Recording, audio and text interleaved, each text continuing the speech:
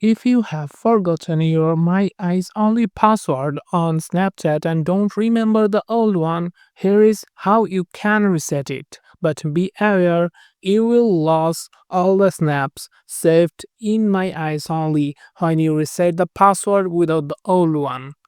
Open the Snapchat app and swipe up or tap on the memories icon to access your saved snaps. At the top, go to the My Eyes Only tab. Tap Options in the bottom right corner, then Forgot Passcode. You will be asked to enter your Snapchat account password, your main login password, not the My Eyes Only passcode. After that, Snapchat will now show a warning that resetting the password will permanently delete everything stored in My Eyes Only. If you are sure and still want to proceed, tap I understand and continue. After that, you can set a new passcode for My Eyes Only and re-enable the feature.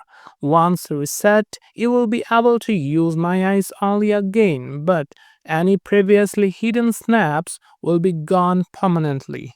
So remember, there is no way to recover old content without the original passcode, but you can reset and start fresh with a new one. If this video was helpful, don't forget to like and subscribe for more helpful tips and tutorials.